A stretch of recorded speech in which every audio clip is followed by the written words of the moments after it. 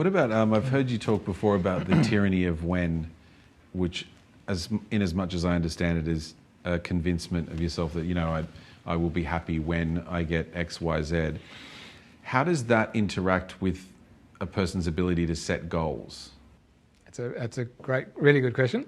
And it's one of the, so to go back to the tyranny of when is one of the biggest obstacles to happiness. It's one of the biggest roadblocks. So we've all done it at some point in our lives. Pretty much everyone has this when we say, I'll be happy when I've lost weight, when I've put on weight, when I've made more money, when I've got a better job, when I've found a girlfriend, whatever.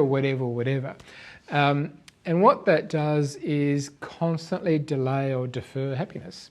It puts it in the future, which means we're never there. Or even when we do get there, we want something else. We want something better or bigger. So what it does is contribute quite significantly and unhelpfully to a constant state of dissatisfaction and disappointment. The flip side of that, as you quite rightly said, is that goal setting is important and very helpful. So one of the things we know that does contribute to happiness and satisfaction with life is setting and working towards meaningful goals. That's a good thing to do, and something we all do, most of us do, I think, in different ways. However, as you've sort of hinted at in that question, that can actually be problematic if we don't enjoy the process along the way. And this is what a lot of us do. We set the goal, we work towards the goal, fine, that's a good thing to do. But if you don't enjoy any of those steps that you're taking, then you're only going to experience happiness on occasions when you achieve those goals, and often quite fleetingly, because one of the other mistakes we often make is we work hard, we get to the goal, we achieve the goal, woohoo, what's the next one? Or, woohoo, is that all there is? So, and unfortunately in our society particularly, and I see this even more in successful people.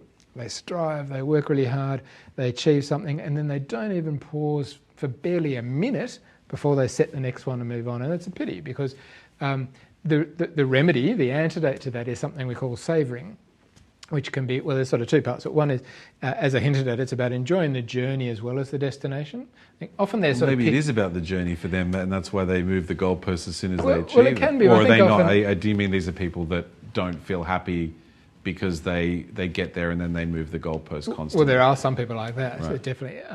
But I think that too often those things are sort of pitted against each other. They're seen as kind of mutually exclusive. Yeah. Either it's about the journey or it's about the destination. Well, I think it's about both. It's definitely about both.